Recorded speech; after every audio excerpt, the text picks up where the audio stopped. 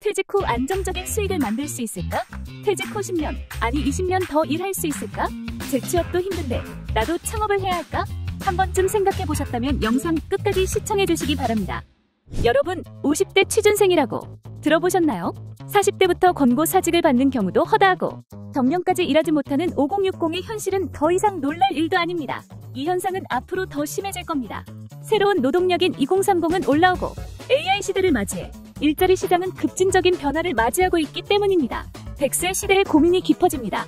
퇴직 후 30년, 40년을 살아갈 돈이 필요한데 아무리 노후 설계를 잘해도 20-30년을 버티는 것도 쉽지 않아 보입니다. 또 하나의 문제는 재취업에 성공한다 해도 오래 버티기가 쉽지 않습니다. 퇴직자의 재취업 비율은 83.2%로 높지만 절반 이상이 퇴직 후 2회 이상 자리를 옮겼으며 3번 이상 옮긴 재취업자도 24.1%에 달했습니다. 이 통계가 무엇을 말할까요? 중장년에 계속해서 일자리를 찾아 헤매야 한다는 뜻입니다.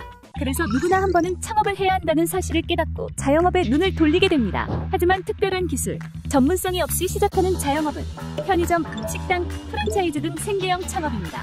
그중 최고의 선택을 받는 것은 바로 이것, 치킨입니다. 치킨은 배달 음식 부동의 1위이며 국민 대표 음식입니다. 한때 퇴직한 직장인의 최종 종착지는 치킨집이다.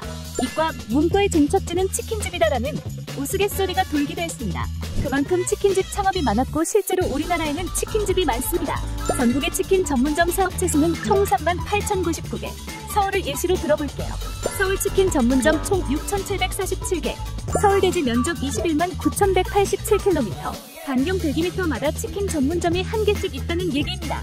한 집 건너 치킨집. 치킨집은 다닥다닥이라는 말이 과장이 아닙니다.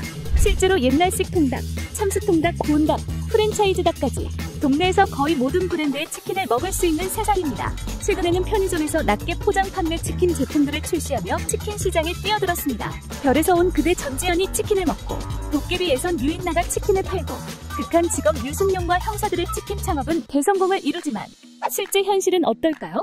타 브랜드와 경쟁이 높은 치킨집은 안타깝게도 폐점률도 높습니다. 2015년 이후 매년 8,000개 이상이 꾸준히 폐업을 하고 있습니다. 폐점률이 창업률과 비슷하거나 높습니다. 창업하는 가게만큼이나 폐업하는 가게가 많다는 것은 진입은 쉽지만 생존이 어렵다는 뜻.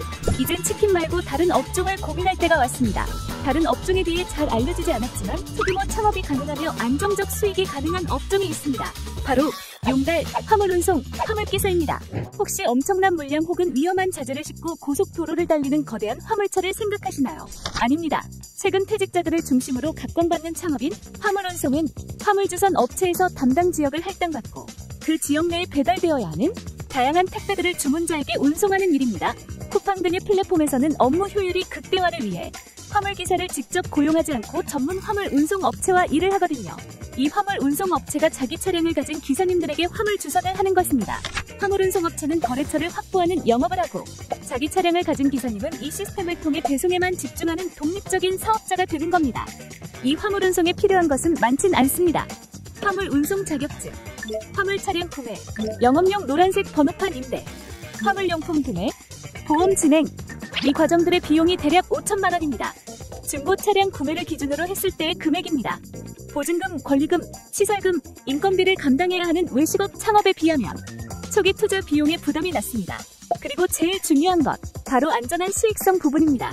치킨집의 매출에는 변수가 많습니다. 시장 변화, 고금리, 고물가, 경제 불황에 직접적인 영향을 받기 때문입니다. 상권 분석업체 나이스비즈맵이 치킨 전문점 32,697곳을 대상으로 매출액을 조사한 결과 매장 80%의 월 매출이 3천만 원 이하로 나타났다고 합니다. 치킨 매장의 평균 손익분기점이 3천만 원에 비교하면 10곳 중 8곳이 손익분기점 미달입니다.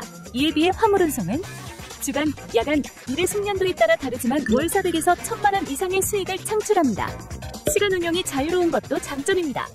치킨집 같은 자영업은 저녁시간, 밤시간, 주말 등 고객이 몰리는 시간에 반드시 일을 해야 하지만 화물 운송은 주간, 야간, 1타임, 2타임, 주 5일, 주 6일 등 선택할 수 있어 스케줄 조절이 유연합니다.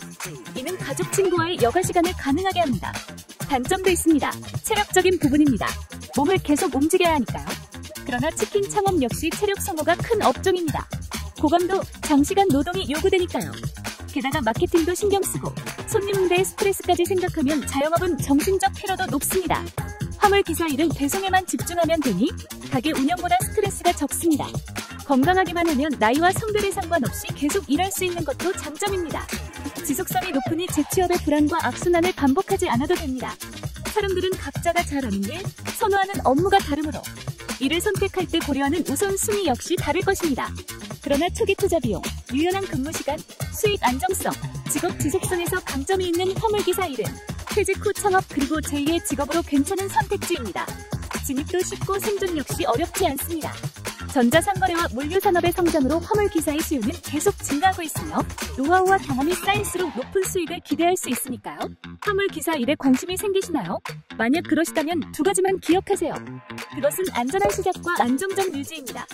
사기 수법의 사례를 찾아보고 꾸준히 회사 홍보를 하는 화물 운송업체에 직접 방문하고 회사에 소속된 다른 화물 기사님들과 만나보세요. DOB 로지스는 44개 이상의 다양한 화물을 취급하고 전국 1000여 명의 화물 기사님들과 함께하는 화물 운송 컨설팅 회사입니다. 쿠팡, 컬링, 오아시스, 홈플러스, 롯데, 생수업체 등 많은 거래처를 바탕으로 화물 기사님들과 신뢰를 쌓으며 협업을 지속해오고 있습니다. 다시 일하고 계속 일할 수 있도록 50대 취준생 여러분, DOB 로지스가 응원합니다.